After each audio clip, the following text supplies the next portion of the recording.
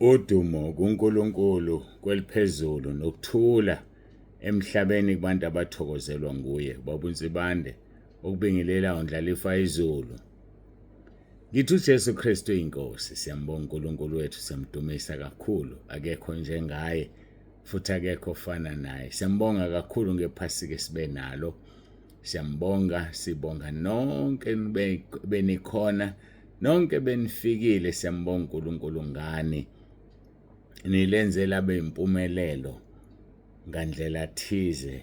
Ubukhona bakho nje libe impumelelo. Nawe wena ufike wenza utho, wasebenza, imisebenzi beminingi ngendlela emangalisayo. Abantu bebengalali abanye besebenza. uNkulunkulu anibusise, uNkulunkulu anivuze kwelizayo ngoba nisebenzile bangcwele, nisebenzile. Siyambonga uNkulunkulu kakhulu ngani, siyamdumisa.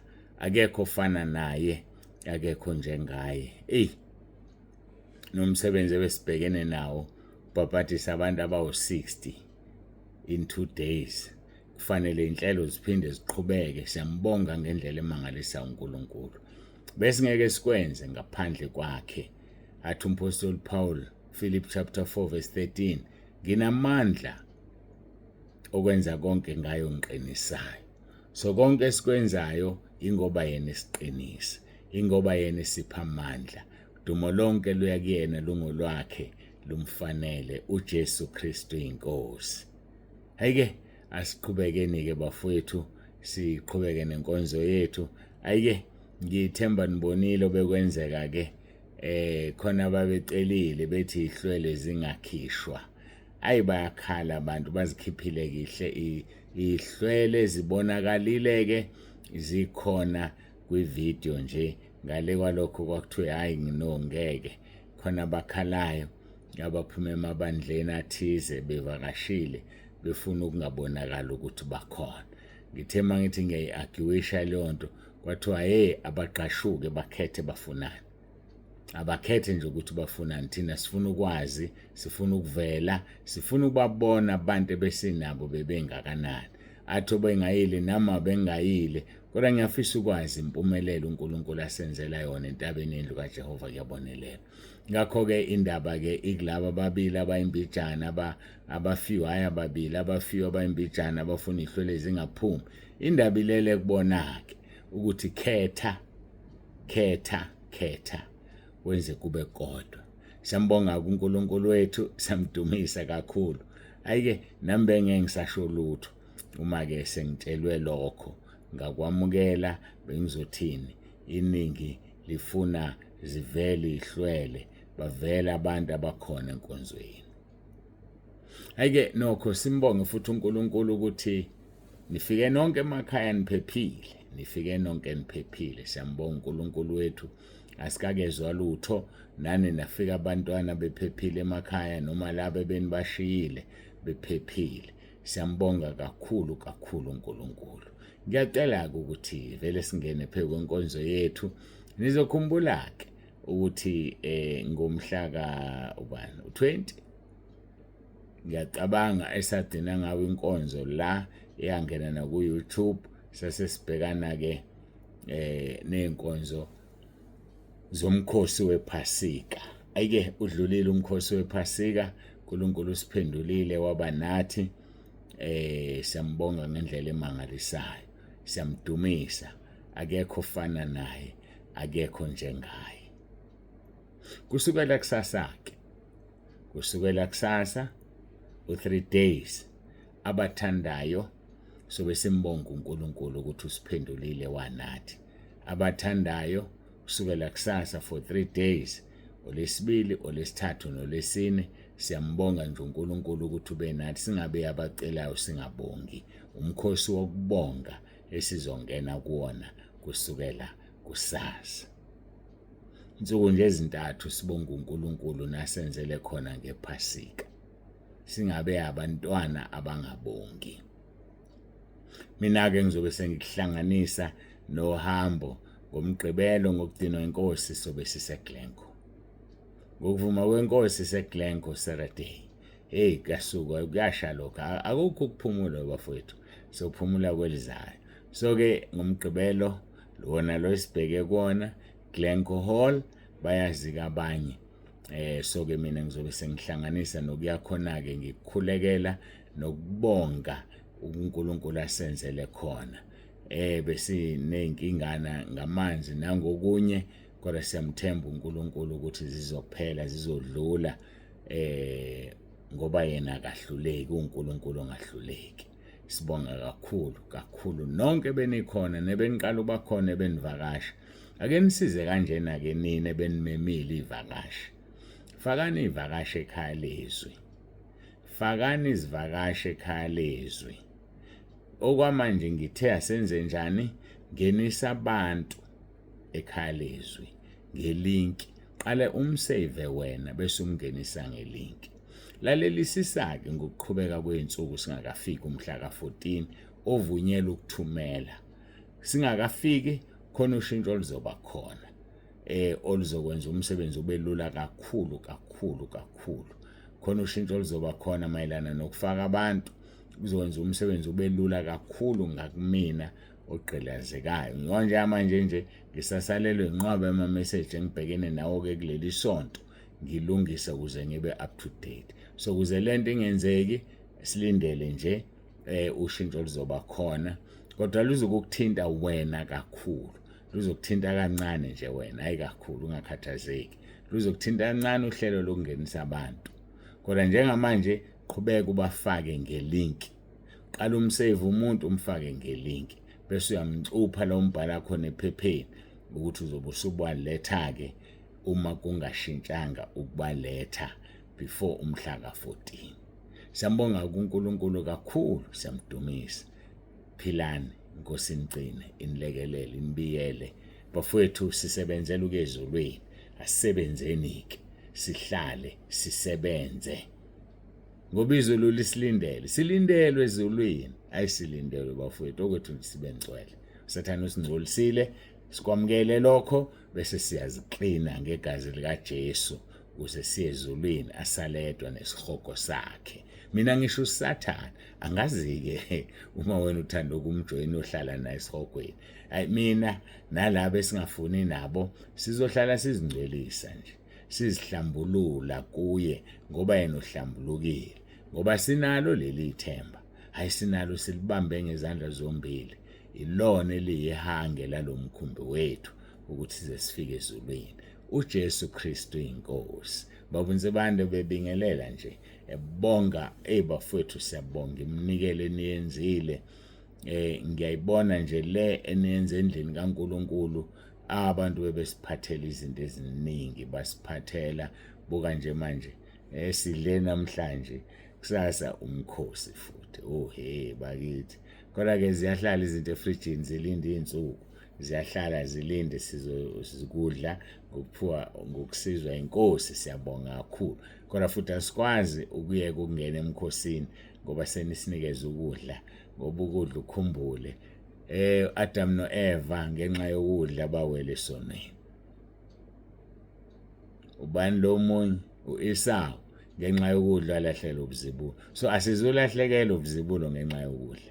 Kodwa siyajabula kuyahlala efrijini kusilinde. Siyambonga uNkulunkulu kakhulu. Kusasa ke soba nomkhosi wokubonga uNkulunkulu. Bonke abathandayo mabangijoyine babe nami 3 days nje. Siyadla ngolesine.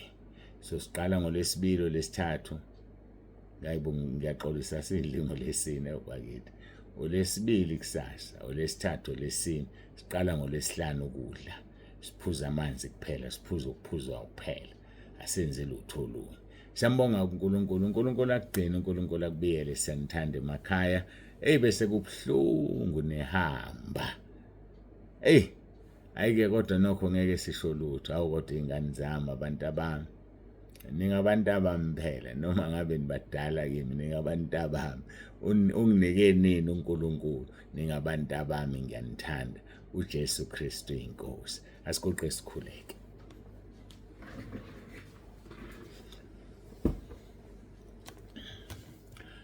Babongcwele babolungileyo uNkulunkulu wethu nomusa udumo lonke lungolwakho lukufanele isikhathi singakabikho namanje kuze kube phakade. Ngiyacela Nkosi ube kanye nathi usifihle edwaleni elinguwe. Ngiyakhuleka Nkosi bonakalisa amandla akho nakuyo lenkonzo. Qhubeka ukhulume, ukholwa nokukhuleka. uJesu Kristu inkosi. Amen.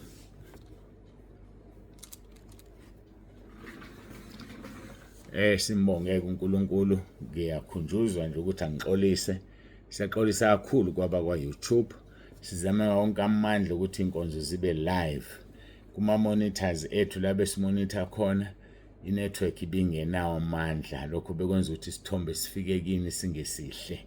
So-ke beningeke nani nibuke into engeyinhle. Ngcono siyirekhode ibe yivideo bese siyayi-uploada. Ubuke ngesikhathi esinye kodwa into esile necacile kunokubuka into uthu live kodwa ubone kahle uyezwa ngezwi kuphela. Futhi nalo elokhu linqamuka siyaxolisa kakhulu. Ngisazozama uvakashela ama-service providers ngizwe ukuthi yini abangasiza ngayo. Akhona yena amathuba ukuthi bazoxhumeka i-Ariel eduze nasenkonzweni ngoba baningi laba bantu siyadinga kakhulu. Angazi-ke kodwa ngizozama phela kuhle ukuzama kunokuhlula ukuzama.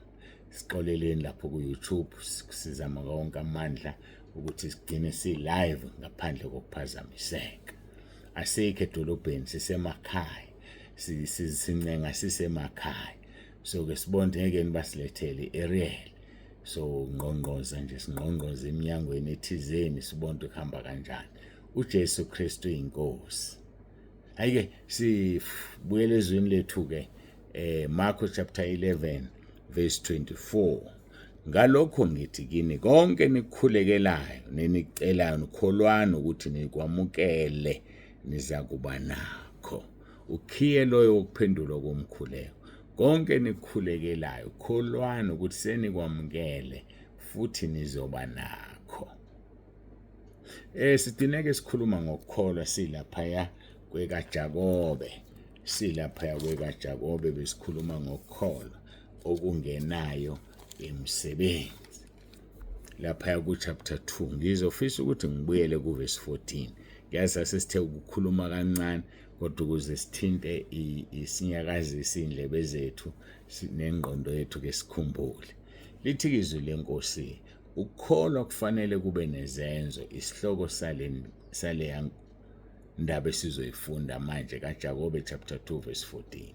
Kusizani bazalwane bami uma umuntu ethi unokukholwa kepha engenayo imisebenzi na?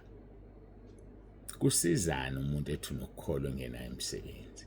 Ngisho nabantu bezwe balindele ukubona imisebenzi.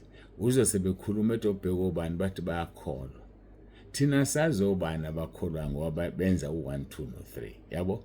So ukukholwa kuphelezelwa imisebenzi ngoba ukukholwa kahle hle kukuphi? Kusenhlizweni. No Roma 10 verse 10 uzasho athi okholwayo ukuthi uNkulunkulu wamvusa uJesu wabafile kube ngokulunga. Uverse 9 athi ngiyakholwa ukuthi uNkulunkulu Baba wamvusa uJesu. Asikuboni lokho kusho ngomlomo. Asikuboni kusuka enhlizweni. Sizobona ngemisebenzi ukuthi kusuka enhlizweni. Ngempela wena uyakholwa ukuthi uNkulunkulu wamvusa uJesu kwabafileyo ukuze ulungisiswe. Umuntu ulungisiswa ngemisebenzi. Bafowethu ulungisiswa ngemisebenzi. Alungisiswe umuntu. So-ke kusizani bazalwane bami uma umuntu ethi unokukholwa kepha engenayo imisebenzi na? Ukukholwa kungamsindisa na? Can faith save you? Kungakusindisa ukukholwa uma imisebenzi ingekho. Verse number 15. Uma umzalwane noma umzalwanekazi behambaze beswela ukudla kwemihla ngemihla. Verse 16. Kusho umunye kini kubo ukuthi hambani nibe nokuthula nifudumale nisuthe. Lo muntu lo uyaswela ukudla kwemihla ngemihla. Wena bese uvela uthi akahambe. Uxolo uthi akahambe afudumale asuthe abe nokuthula. Kepha ningabaphi lokho okudinga umzimba. Lokhu kusizani. amakholwa akude ekuthandazeni avela ambrashe ngomkhuleko umuntu bakubrasha ngomkhuleko abafuni kodwa ukwenza asikhuleke mzalwane yebo kuhle ukukhuleka kulona icala kodwa mawunakho necala lokuthi awumniki ngani ngoba unakho na awumniki ngani ngoba unakho nithi hambani nibe nokuthula nifudumale nisuthi kepha ningabaphi lokho okudingwa ngumzimba lokhu kusizani na kanjalo ke nokukholwa uma kungenayo imisebenzi kufile ngokwakho ukukholwa nje okungenayo imisebenzi ekufile kufuza umnikazi walokho okukholwa angithi masingakholwa sifile usho njalo uJesu mawungakholwa ufile so imisebenzi oyenzayo ifile unokukholwa okufile ithanda ukusinda yona kodwa iqiniso umuntu ofile angaba nakho nokukholwa okuphilayo mina ngisho umuntu ofile masibheka uJohn chapter 5 verse 24 ngiqinisile ngithi kini ozwizwi lamakholwa ngongithumileyo unokuphila okuphakathi ozwizwa akholwa hayi okholwa kodwa efile cha ozwizwa akholwa unokuphila okuphakathi akaye kwahlulelweni kodwa usephumile ekufeni yabona kade esekufeni usephumile ekufeni wangena ekuphileni ngoba uzwizwi lalothuma inkosi uJesu wayeseba nokuphila okuphakathi so uma unokukholwa izenzo zingekho kusho ukuthi ufile mawufileke ukukholwa kwakho kufile ngoba kunamsebenzi kahle hle kusho ukuthi wena awukholwa uziba nje ucasha ihawu nje ukuthi uthi uyakholwa kufuneka imisebenzi hayi umuntu uyafika esangweni ufuna uzocela ukudla ithuma izingane banothi angikho yayibona lonto usiyamgwema umakhelwane umgwemelani ngoba ugwema isibusiso sakho umgwemelani ngoba mhlawumbe ugwema inkosi uJesu ifikile ikuvakashela mhlawumbe ithunyiwe ingelosi ize kuyizokubusisa usiyayigwema iza vele disguise njengomakhelwane ngoba kuthiwa thanda umakhelwane njengoba uzithanda wena uzothestwa ukuthi usithole lesi sibusiso yenza kahle kumakhelwane kanti this time around again inkosi uJesu uqobolwayo izifihle kumakhelwane bafowethu ayike simkhonzeni uNkulunkulu ufuna ukukhonzwa uNkulunkulu wethu ufuna ukuthandwa uNkulunkulu wethu ufuna ukuphilelwa ngakho ke uverse 24 kaJohn 5 ngiqinisile ngithi kini ozwizwi lami akholwe ngongithumileyo unokuphila okuphakathi akaye kwahlulelweni kepha usephumile ekufeni wangena ekuphileni so uyaphuma umuntu ekufeni angene ekuphileni uyaphuma nje umuntu ekufeni angene ekuphileni uphumile wena ekufeni ngiyayibuzela nje usuphumileni wena ekufeni na phuma ekufeni ngene ekuphileni inkosi kufuna ukwesekuphileni so uma ukukholwa kwakho kungenamsebenzi kufile makufileke kusho wena ukuthi wena mnikazi wokholo njani ufile ufile umnikazi wokholo verse 18 kepha omunye uyakuthi wena unokukholwa mina nginemisebenzi ngibonisa ukukholwa kwakho ngaphandle kwemisebenzi nami ngizakukhombisa ukukholwa kwami ngemisebenzi yami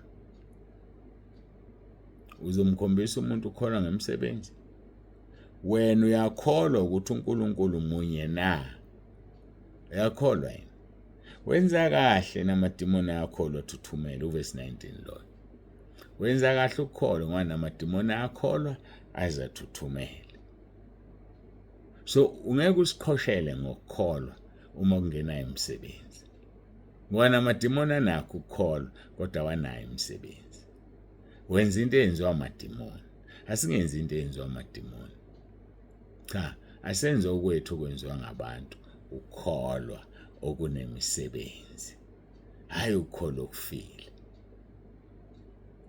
bonisa imisebenzi ukukholwa kwakho akuphile ukukholwa kwakho akubonakale ngemisebenzi mfundisi wami lapho ukhona umzalwane wami lapho ukhona ngokwezigaba zenu bazalwane ngokwezikhundla emabandleneni ngokwezigaba zenu befundisi ngokwezikhundla angifune kubala izikhundla la kodwa njengomfundisi nje wena you must set an example. Yiba isibonelo somhlambi, lisho njalo izwi ku1 Peter, yiba isibonelo somhlambi ngoba uyeza umalusi omkhulu. Uyeza futhi khona uyeza ngakho-ke iba isibonelo somhlambi. Ake sibone u1 Peter chapter 5 ukuthi uthini ngokuba isibonelo. Sofunda nje mangibuka isikhathi mhlambe singasho lutho. 1 Peter chapter 5 verse 1 kuya kusobona. Ngakho ngiyawancenga amalunga phakathi kwenu, mina engiyilunga kanye nawo, nofakazi wezinhlupheko zikaKristu, nomhlanganyeli wenkazimulo ezokwambulwa ngithi. Ngithathwa yileli ufakazi wezinhlupheko zikaKristu. Ukuba ufakazi akusho ukumbukela ehlupheka, kusho ukuhlupheka kanye naye. Ungufakazi wenhlupheko. Athi umpostoli Paul, nginempawu emzimbeni wami zokuhlupheka kaKristu. Unazo wena na? Usithi verse 2, yalusana umhlambi kaNkulunkulu phakathi kwenu, kungabe ngokucindezelwa kodwa ngokwentando kaNkulunkulu, hayi intando yakho. 1, kungabe ngokucindezelwa kodwa futhi makungabe ngokwentando yakho, intando kaNkulunkulu.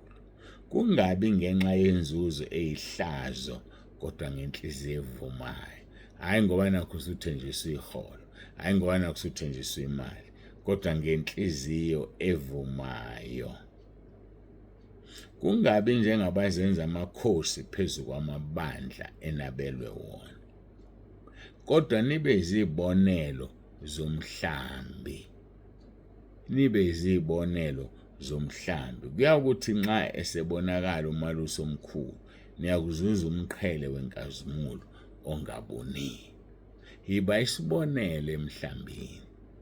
Ngamagama musulindela ukuthi izimvu ozelusile zenze lokhu wena ubungakwenzi.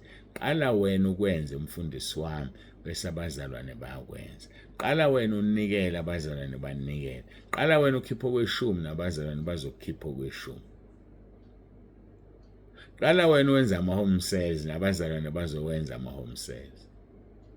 Yiba isibonelo ezimvini.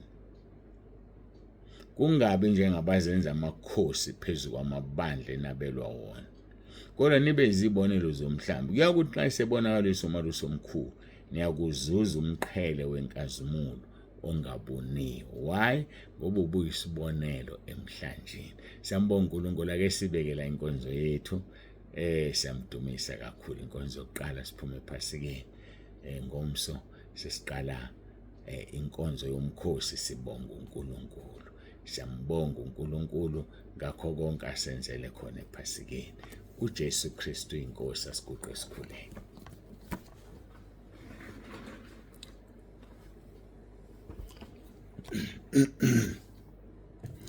Babongcwele, babolungileyo, uNkulunkulu onomusa, siyayithoba phambi kobuso bakho. Siyabonga ngakho konke sesikuzwile. Siyacela usiphe ukukholwa okunemsebenzi, ukukholwa ukusiza abantu, ukukholwa ukukhanya, ukukholwa okuwusawoti womhlaba. Sisizeke Nkosi, silizwe, silenze izwi, sinika wena udumo ngakho konke. Siza abantwana bakho bangenisa abantu, bapha amandla Nkosi okungenisa abantu. Bantu badingeka ngendlela emangalisayo. Sibonga uqeda iminyaka eyisithupha mhla ka-26 March. Siyakubonga Nkosi kakhulu ikhaya lezwi liqeda iminyaka eyisithupha, nokuthi intaba yendlu kaJehova ineminyaka ewu-16. Siyakubonga Nkosi ngendlela emangalisayo. Uyisimangaliso kuyo yonke leminyaka, ukwazi ungishiya, ukwazi ungilahle. Kuyo yonke leminyaka nami ngikaze ngikushiya, ngikaze ngikulahle. Ngigcine Nkosi njengenhlamvu yeso lakho. Gcina abantwana bakho Nkosi, ubalondoloze njengenhlamvu yeso lakho. uJesu Kristu inkosi. uJesu Kristu inkosi. uJesu Kristu inkosi. Amen.